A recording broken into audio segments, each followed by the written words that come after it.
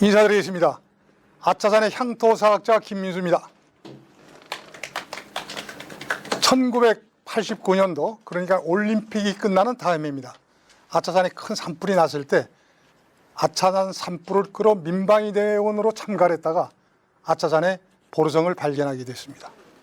저는 그때 미친 듯 이걸 조사를 해서 관계기관에 아무리 이 얘기를 해도 헛것 본 사람으로 생각을 했어요. 저 사람은 산 봉우리만 보면 다 성이라 그런다. 그런데 나중에 이러면 안 되겠다 싶어서 그걸 문자로 해서, 그때 문화재청이 아니고 문화재관리국이었습니다. 그때 아차산, 망우산, 용마산 일대 유적조사 청원 이 글을 써냈습니다. 이거 한참 후에 제가 알았어요. 이게 국가기록원에 가 있다. 국가기록원에 영구 보존으로 지금 보관되어 있습니다. 무재랭이 향토사학자가 한 게 대통령 기록물이 가는 국가기록원에 가 있다는 게 저에겐 참으로 영광입니다. 그 후에 구리문화원에서 저한테 요청이 왔어요. 아차산에 있는 문화유적에 대해서 같이 조사하면 어떻겠느냐. 그래서 같이 호응을 했습니다.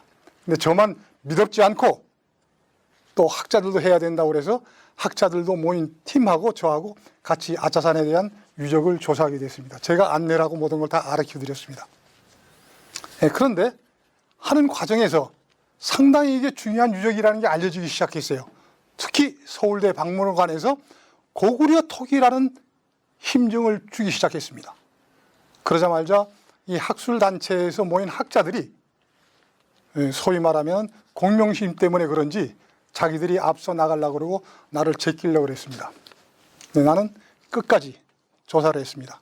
결정적인 게 전국문화원 연합회에서 논문 공모가 있었습니다. 이건 우리나라에서 역사 논문을 공모하는 데는 딱 이 한 군데뿐입니다. 거기에 학술단체하고 저하고 각기 공모에 참가했습니다. 당시 구리문화원이 누구 편을 들었겠습니까? 무재랭이 향토사학자 편을 들었겠어요? 박사 교수 편을 들었겠어요? 근데 결과는 엉뚱하게 제가 으뜸상, 그 당시 최고상인 장관상을 받았습니다. 상당히 많이 알려지게 됐어요. 아차산의 고구려 유적이. 그래서 1994년에 서울대학교 박물관에서 발굴 보고서가 나왔습니다. 아차산 4호로 발굴 결과가 나오면서 고구려 유적이라는 게 확인됐습니다. 무슨 의미냐? 남만 최초의 고구려 유적입니다. 고구려 유물은 하나 있었어요. 딱 하나. 충주에 가면은 충주 고구려비, 이건 물건입니다. 고구려 사람들이 살았던, 고구려 병사들이 살았던 유적은 처음 아차산에서 발견됐습니다. 그것도 서울과 경계를 두는 구리시 쪽에서 발견됐어요. 놀랄 일입니다.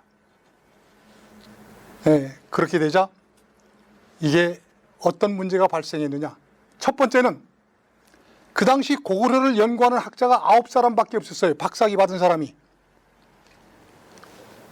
고구려를 연구하려면 북한하고 중국을 가야 되는데 일본 통해서 자료를 얻으니까 할 수가 없었는데 아차산에 고구려 보르성을 발견하게 됨으로써 고구려 연구가 활황하게 됐습니다. 상당히 연구가 진정되게 됐어요. 당시 또 우연스럽게도 중국이 고구려의 역사를 왜곡하는 동북공정이 실시됐어요. 그때 김정일 체제가 위험했습니다. 북한이 몰락한다면은 중국이 북한을 먹기 위해서 고구려 역사를 자기 역사로 만들려고 그런 겁니다. 소위 요동 삼성, 길림성, 흑룡성 여기 하나를 더 붙여서 조선성을 만들든지 낙랑성을 만들어서 북한을 뺏으려는 그런 공작을 했습니다. 우리나라가 가만히 있을 수 없죠. 그 반대를 해서 성토하는 장이 바로 구리시가 됐습니다. 당시 구리시는 전폭적인 국민의 지원을 받아서 광개토항 비석도 세웠지요. 우리나라 유일하게, 북한도 없어요, 광개토항 동상이 서게 됐습니다. 정말로 이 자그마한 구리시가 전국의 고구려의 도시 구리시가 됐습니다. 근데 이런 차원의 중대한 문제를 지방정권, 하나의 구리시에서 할 수 없다. 이것은 국가적으로 다뤄야 된다 그래서 동북아 역사재단이 출범하게 됩니다. 무슨 말인지 알겠죠? 그래서 지금은 고구려 역사재단에서 중국과 대항해서 여러 가지 그런 저술 활동이나 그 연구 활동을 하고 있습니다. 근데 저는 여기서 끝나는 게 아니다. 우리가 더 알고 있어야 될 게 있다 이거죠. 고구려 하면은 지금 학술적으로 학자들은 논쟁이 뜨겁지만은 대부분이 몰라요. 그런데 모든 국민들이 다 알고 있는 게 있습니다. 바로 바보온달과 평강공주의 전설입니다. 이것은 뭐 남북한이 다 공유하고 있고 모든 국민이 다 알고 있어요. 그런데 이것이 엉뚱하게 지금 단양으로 가 있습니다. 단양에 온달산성이 있잖아요. 그래서 이것은 잘못된 것이다 그래서 내가 몇 년 전에 이것을 체계적으로 다 정리해서 온달이 전사지에 대해서 그 논문을 발표를 했습니다. 우리 것이 뻔히 알면서도 이것을 뺏긴다는 건 말이 되지 않죠. 무슨 단양시하고 싸움하자는 게 아닙니다. 바르게 세워야 된다는 의미에서 오늘 온달 장군과 평강공주의 전설에 대해서 얘기하도록 하겠습니다. 자, 줄거리는 간단합니다. 여러분 잘 아시잖아요. 평양 저작거리에 바보온달이 살고 있습니다. 눈먼 어머니를 복양하고 살고 있었습니다. 그런데 구중 궁궐에는 평온왕의 딸 평강공주가 있었는데 매일 울었답니다. 울 때마다 아버지가 너는 그렇게 울면은 바보온달에 시집 보내겠다? 그럼 울음을 딱 그쳤다고 그래요. 정말 평강공주가 16살에 시집 가게 됐습니다. 상부 고시 집안의 귀족 집안에 멋진 청년이 있으니 가서 결혼해서 행복하게 살아라. 평강공주가 됐든 아버지 무슨 말씀이에요? 나는 어릴 때부터 바보온달한테 시집 가게 돼 있습니다. 그러니 아버지 말씀을 따를 수 없습니다. 그러자 왕이 괘씸하다 그래서 궁궐에서 내쫓습니다. 그 폐물 보따리를 안고는 그대로 깊은 산속에 찾아가서 바보온달을 만나서 당신하고 결혼해야 된다는 자초적인 얘기를 하자 바보온달은 이것은 틀림없이 여우가 둔갑한 귀신이다 그래서 그냥 작대기를 들고 때리고 그럽니다. 그래서 평강공주는 그걸 꾹 참고 그 집 앞에 와서 기다리다가 밤을 새고 뒷날 아침 겨우 허락을 받습니다. 궁궐에서 가져온 폐물을 가지고 집을 짓고 또 군마, 나라에서 파는 말을 사서 바보온달을 무술도 가르치고 또 글 공부를 시켜서 출세를 시킵니다. 바로 고구려의 3월 3일 날 무술 사냥대회에 나가서 최고의 우승을 거머쥐게 됩니다. 그래서 당시 평온왕이 이제는 너는 내 사위다 자초지종을 알고는 바로 관직을 주게 됩니다. 대형이란 벼슬을 주게 됩니다. 그래서 삼국사기 열전에는 후주하고 싸웠다 그러는데 후주라는 나라는 없습니다. 그러니까 그 후주는 뭐냐? 은나라 주나라 할 때 주나라가 먼저 있었고 나중에 북주가 있었으니까 북주를 후주로 한 것 같아요. 북주가 나중에는 수나라가 됩니다. 수나라의 싸움에도 많은 공헌을 세우게 됩니다. 그런데 바로 평온왕 장인이 돌아가셨어요. 그러니까 그 아들 영량왕이 바로 왕에 주의합니다. 바로 온달장군왕은 천하매부가 되겠죠. 그때 바보온달이 청원을 합니다. 한강 이북의 땅, 한강 위쪽의 땅은 우리 땅인데 신라가 차지했다. 그러니 그걸 찾아야 된다. 한강 위쪽은 바로 이 아차산이 되겠습니다. 그래서 군사를 얻고 출정하면서 또 다른 얘기를 해요. 계리편 서쪽은 우리 땅이니 그걸 찾지 않으면 돌아오지 않겠다. 계리편 중령 이서는 바로 충청도 단양이 됩니다. 그래서 한동안 다 단양이 온달산성이 있으니까 온달산성이 맞다고 그랬어요. 근데 그게 온달산성이 아닙니다. 성산자 고성입니다. 나중에 설명드리겠습니다만은 온달전은 우리가 이것을 분해해 봐야 돼요. 분해하면은 그냥 이 얘기거리가 아닙니다. 대단히 중요한 내용이 들어 있습니다. 인물로 보자고. 평강공주를 한번 잘 보세요. 평강공주는 그 봉건사에서 아버지, 그것도 왕의 말을 듣지 않았습니다. 자기는 자기가 가고 싶은데 시집 가겠다. 자기 스스로 운명을 개척한 유식한 말로 자주적 여성입니다. 두 번째, 둘이가 사랑하는 사람을 만났으니까 모욕시키고 좋은 옷 입혀서 손꼽 장난하면서 행복하게 살면 되는데 아닙니다. 어렵지만 바보온달을 무술도 가르치고 글 공부를 시켰습니다. 우리나라에 5만 원권의 심사임당 계시죠? 그리고 한석봉 어머니 여러분 잘 아실 거예요. 어머니가 자식을 훌륭하게 만든 사람은 우리나라에 엄청나게 많은데 역사에서 남편을 훌륭하게 만든 사람은 평강공주 딱 한 사람뿐이에요. 유식한 말로 현모양처입니다. 세 번째, 온달이 전사했습니다. 전사했을 때 죽을지도 모르는 전장터까지 달려왔습니다. 움직이지 않는 관을 만지면서 죽고 사는 건 하늘의 뜻입니다. 적어왔으니 같이 갑시다 그러자 관이 움직여서 바로 평양에 가서 양지바른 곳에 묻었다고 합니다. 평강우주는 삶과 죽음을 초월한 사랑의 여인입니다. 이 삼박자를 가진 여성은 지금 우리나라 현재 없습니다. 다음 온달 장군을 한번 보자고요. 온달 장군은 저작거리 바보 거지가 입신양명을 해서 부마까지 올라갔습니다. 왕이 사위까지 됐습니다. 기가 막힌 설화입니다. 뿐만 아니라 온달 장군은 그렇게 높은 자리에 올라갔는데 온달 장군에 대한 얘기가 우리나라에 없어요. 남한에는. 참 이상한 일이지 않습니까? 여러분, 온달 장군 평강우주 얘기를 드라마를 보셨습니까? 영화를 보셨습니까? 오페라를 보셨습니까? 없어요. 이유는 뭔가? 북한에서는 온달 장군이 대단히 위대한 사람입니다. 초등학교 교과서부터 나온다고 합니다. 이유는 뭘까요? 온달은 무산계급에서 수직 상승했습니다. 공산주의 이론에 딱 맞습니다.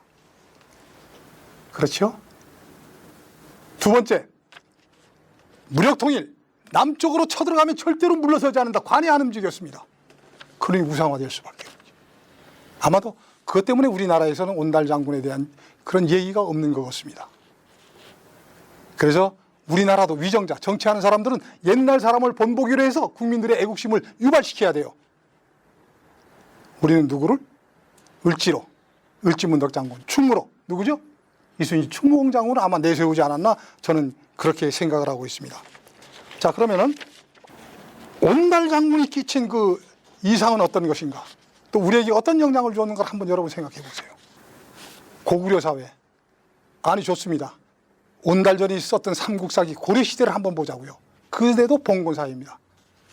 봉건사회에서 이렇게 엄청난 신분계급을 타파하는 이런 글을 써서 삼국사기 그 저자들이 뭐 김부식만 아니고 여러 사람이 있을 거예요. 열전 사람, 다른 사람들인데 이 사람이 목숨을 부지했다는 게 나는 의아스러워요. 놀라운 사실 아닙니까? 어떻게 거지, 노예나 다름없는 거지가 왕의 부마까지 올라갑니까? 엄청난 이런 글을 썼는데 이런 글은 우리가 외국하고 비교하면 간단하게 알 수 있어요. 온달전은 고구려 시대에 쓴 게 아니고 통일신라를 지나서 왕건이 세운 고려시대에 썼습니다. 12세기 돼서. 미국은 왕자와 거지라는 얘기가 있습니다. 그 19세기에 있어서 100년 전밖에 안 돼요. 그 거지 왕자도 나중에는 옷을 다시 바꿔 입으니까 원위치로 돌아갑니다. 이런 신분 상승의 것을 우리가 고려시대에 썼다는 것은 참으로 놀라운 사실입니다. 그래서 우리는 이게 가능한가? 고대 사회에서 특히 고구려 사회에서 어떻게 저작거리 거지하고 구중궁궐의 공주하고 결혼할 수 있는가를 한번 우리가 한번 심도 있게 한번 지나가 보자. 그걸 알기 위해서는 여러 나라의 결혼관을 우리가 봐야 돼요. 특히 그 신라에서는 성골, 진골이 있습니다. 성골이에서만이 왕이 될 수 있습니다. 진평왕은 아들이 없었어요. 성골에서 아들이 왕 계승자가 없으니까 자기 딸을 왕으로 세웁니다. 선덕여왕과 진덕여왕입니다. 통일신라 말기에 진석여왕이 있어요. 진석여왕은 자기 숙부인 각간 위영하고 정을 통했다고 해서 말씀이 많습니다만 요 근래 논문에서는 그 숙부가 진석여왕의 남편이라는 그런 논문도 나오고 있습니다. 다시 한번 우리가 고구려에 한번 보자요. 고구려는 어떤 게 있었는가? 고구려는 고국천왕의 왕비가 우씨입니다. 자기 남편이 죽자 몰래 한밤중에 남편이 바로 동생한테 찾아갑니다. 그래서 너가 왕을 시켜주니까 넌지시 떠봅니다. 그러자 그 동생이 반발을 하자 그 다음 막내 동생한테 찾아갑니다. 그러자 막내 동생이 반겨줘요. 따라주니까 바로 그 동생을 궁궐로 데리고 와서 왕위에 올립니다. 산상왕입니다. 걸로 끝나지 않아요. 그 산상왕과 다시 그 동서하고 다시 결혼해서 또 왕후가 돼요. 귀족들은 귀족끼리 이렇게 자유스럽게 결혼했다는 얘기예요. 고려시대에 광종이 있어요. 광종은 친이복 동생, 배다른 이복 동생이 정비 왕비입니다. 지금 생각하면 무슨 이 쌍놈이 짓들을 하고 있냐 그러겠지만은 그게 아니에요. 옛날 고대 사회는 피를 깨끗하게 하기 위해서 가장 깨끗한 피, 신라로 말하면 성골 같은 사람이 결혼해서 왕위를 계승했습니다. 그래야 제사를 지낼 수가 있었어요. 여러분 잘 아시는 로마의 폭군 네로, 신조카가 왕비입니다. 그리고 이집트의 클레오파트라, 시자하고 아들도 낳고 안토니하고도 연문을 퍼뜨렸지만은 첫 번째 남편은 7살 연하의 바로 친남동생입니다. 그만큼 이렇게 고대 사회에는 신분을 뛰어넘는 절대 결혼은 있을 수가 없었습니다. 그런 의미에서 우리는 주목해야 될 게 있어요. 온달 전에 가장 주목해야 될 것, 평강공주가 상부 고씨 집안에 시집가라 그러는데 안 간다고 그랬어요. 말도 안 되는 얘기예요. 우리 할아버지, 어머니, 우리 할머니, 어머니, 아버지 얼굴 모르고 다 결혼했어요. 그런데 하물며 왕가의 결혼권이 공주가 간다 안 간다 자기가 결정한다? 말도 안 되죠. 상부 고씨에 주목을 한다면 우리가 온달전을 풀어낼 실마리를 우리가 찾을 수 있지 않나 생각을 합니다. 자, 온달전의 실체를 파악하기 위해서 말씀드리면은 평원왕이 죽고 난 다음 영량왕 때 신라와의 전투는 딱 2번 있습니다. 603년에 북한산성 전투가 있었어요. 북한산성 전투. 그때 진평왕은 북한산성을 뺏기면 큰일이라고 해서 1만군을 끌고 내려옵니다. 그래서 고구려군이 대패를 해요. 아주 삼국사기에 두 나라 본 게 자세히 기록되어 있습니다. 그때 패장이 고승입니다. 자, 고승이에요. 북한산성 전투 고승. 그 다음 2번째 전투는 우명산성 전투인데 이것은 고구려가 승리했기 때문에 관계가 없어요. 영량왕 때는 3번의 수나라와 큰 전투가 있었습니다. 2번째 전투가 여러분 잘 아시는 을지문덕의 살수대첩입니다. 북쪽의 수나라를 막는데 온 힘을 다 기울였어요. 결국 수나라가 고구려 침입에 실패해서 멸망하게 됩니다. 자, 그럼 북한산성이 어디냐를 알게 되면은 그게 온달장군을 찾는 단서가 됩니다. 백제가 멸망하고 661년에 말갈군하고 고구려 수군이 북한산성을 포위한 그런 기사가 나옵니다. 김유신이 열전에.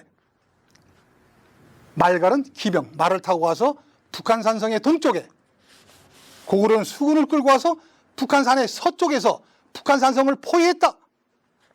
지금 등산 다니는 북한산에 그런 데가 하나도 없어요. 바로 아차산성입니다. 말갈은 왕수천을 따라서 내려오면 돼요. 그렇죠? 고구려 수군 오면 바로 들어갈 수 있어요. 여긴데 이걸 갖다가 증거가 있어야 될 거 아니에요. 도둑도 죄를 주려면은 도둑질한 작물이 있어야 됩니다.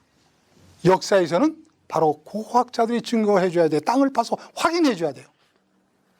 제가 아차산성은 누누이 북한산성이라고 주장했는데 맞아 들어갔습니다. 원래 보고서가 나왔습니다. 북한산성에서 기와에 암표에 북한산성이라는 글자가 딱 찍혀서 나왔어요. 참 놀라운 일입니다. 여기가 북한산성이면 어떤 고대사의 문제가 생기느냐? 668년 백제가 멸망하고 8년 후에 고구려를 신라가 정벌할 때 무려 20만 대군, 백제 정벌할 때 5만이었는데 4배가 많은 20만 대군을 북한산성에서 대동강 사천원으로 갔다는 그런 기록이 있습니다. 수군으로 갔다는 얘기입니다. 그때 선봉장이 김문영이에요. 근데 8년 전에 백제를 정벌할 때도 김문영이에요. 그럼 무슨 문제가 생기죠? 백제를 정벌할 때도 신라가 논산으로 간 게 아니에요. 이 북한산성 아차산 한강에서 쭉 한강을 따라 내려갔습니다. 한강 때려 나가면은 신라군이 탄년을 지났다. 탄년 나옵니다. SBS 탄년 촬영소 있죠?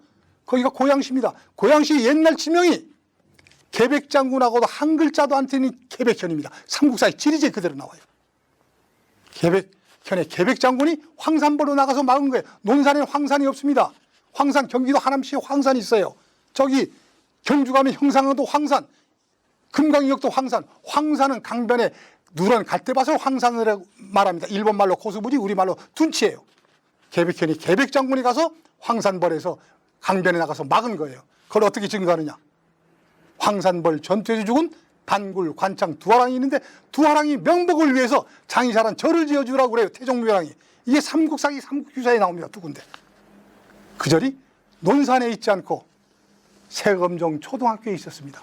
연산군이 술 퍼마시다가 조선 초기에 저녁에 타종 소리가 나니까 흥을 깬다 헐어버리라고 그랬어요. 절은 다 헐었는데 절에 깃발을 세우던 단칸지주 돌기둥 두 개는 빼지 못했어요. 그게 보물 235호로 딱 있습니다. 얼마나 놀라운 사실입니까? 역사가 다 뒤바뀌는 이런 그 기왓장이 하나 나온 겁니다. 그러면 우리는 간단하게 정리할 수 있습니다. 북한 산성 전투가 지금 아차산성이고 그 패장이 고승이었다. 평강우리가 상부 고시 집안에 시집가라 그랬다. 안 가겠다. 안 갈 수 없다. 가야 된다. 바로 온달 장군이 고승이에요. 그렇잖아요. 온달 장군이 고승입니다. 그러면 여기만 일단 접어두고 아차산성에 대한 건 접어두고 단양에 온달산성이 온달산성인가 아닌가 긴가를 우리가 좀 확인해 보자고요. 단양의 온달산성 자꾸 자기들이 우기니까. 자, 단양의 온달산성의 근거는 여지도서에 있습니다. 여지도서는 1757년 영조 때 각 지방의 읍지를 모은 책입니다. 읍지를 모은 책. 이게 근거입니다. 거기에 무슨 말이 써 있느냐? 단양군 영축면이 성산고성은 온달산성도 아니에요. 성산고성은 노인들이 말하기를 고구려 왕이 사위 바보온달이 쌓았다고 전한다. 기록에 남는 것도 아니고 노인이 얘기했다는 얘기를 그렇게 기록한 근거를 가지고 하는 거예요. 온달산성이라고는 나중에 쓴 거예요. 온달이 얘기가 들어가니까. 성산고성이었습니다. 이 설을 가지고 이 얘기를 가지고 이병도 이하 모든 학자들이 어떻게 표현했느냐? 거기가 을아조연이다. 그러니까 조자가 단자를 피한 것이다. 태조 이성계의 이름이 단이었으니까 그걸 피해서 조로 했다. 그건 을아조연, 을자를 우자로 봤어요. 아단성이고 밑에는 아차성은 아래 따단인데 아래를 빼고 그냥 아단성으로 했다는 얘기예요. 말도 안 되는 거짓말을 하고 있어요. 한강 따라가서 자 봅시다. 통일전망대 오두산성 아시죠? 그 옆에 동선상성도 있고 또 올라가면은 임진왜란 행주산성도 신라성으로 바뀌어졌어요. 거기 양천 고성지도 있고 우리 아차성도 있고 더 올라가면 파주 가면 여주에 파주산성이 있습니다. 신라성이죠. 충주 가면 장미산성, 단양 가면은 단양 적성비가 있는 적성산성, 또 우리가 말하는 요새 말하는 온달산성, 더 올라가면은 왕검성이라고 불렀는데 요새는 정량산성이 있습니다. 더 올라가면 뭐 엄청난 성들이 수두룩하게 많아요. 이건 우리 신동영 작가, 지금 이제 부원장님으로 계시지만 이분이 역사의 한강이라고 촬영했는데 기가 막히게 잘 돼 있습니다. 요번에 편집한 걸 받았는데 지금은 그렇게 사진이 안 나와요. 왜? 막 건물들이 들어서 버렸어요. 어떻게? 아니 아차산의 아차성하고 저 단양의 온달성 두 개를 하고 하나는 아랫따단 하나는 윗따단으로 말도 안 된 이런 말을 지금 또한 믿고 있습니다. 자, 그런데 온달이 아차산성이라는 그 온달전이 아차산성이 지금 우리가 사는 아차산이라는 정확한 근거가 있습니다. 제일 믿을 만한 게 비석이지요.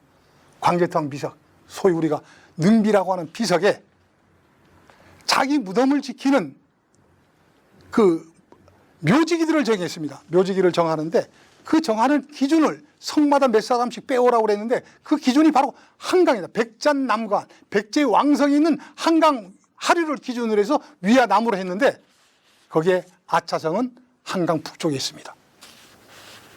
남쪽에 있는 성이 딱 하나 알 수 있는 게 나와요. 충주 고구려에 나온 고무르성이 거기 나와요. 그러니까 한강을 기준으로 해서 북과 남쪽으로 성을 구별하다는 건 확실히 맞지 않습니까? 아차성은 한강 북쪽에 있었다는 게 확실한 증거가 됩니다. 다음에 문헌상으로 볼 때 550년대에 들어서면은 신라하고 백제가 고구려를 내쳐버립니다. 쫓겨버렸어요.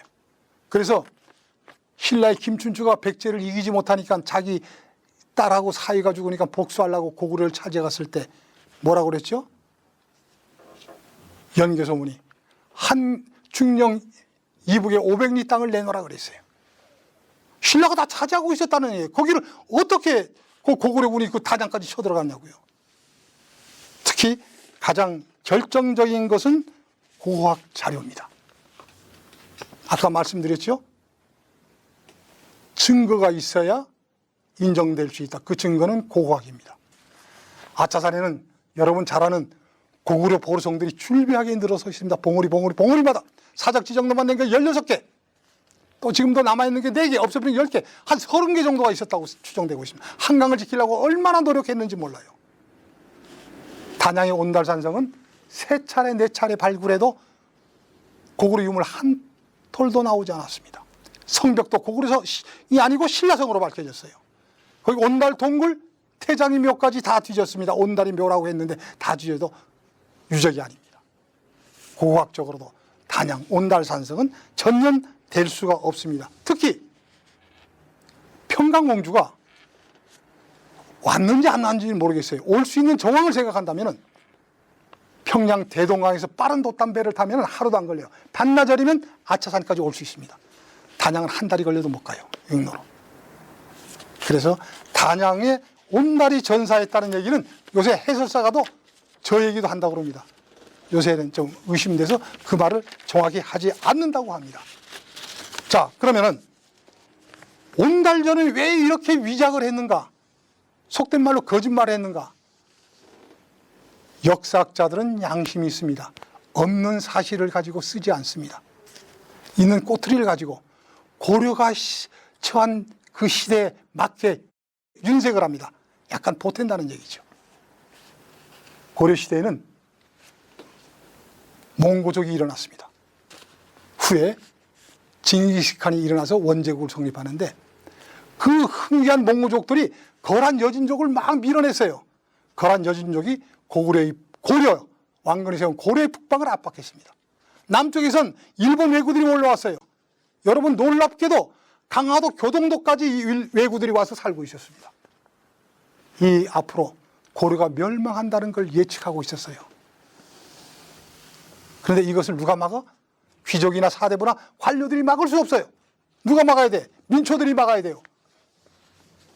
삼국사기 열전은 역사에 쓸 수 없는 얘기이기 때문에 열전을 이용해서 국민들을 선동했습니다.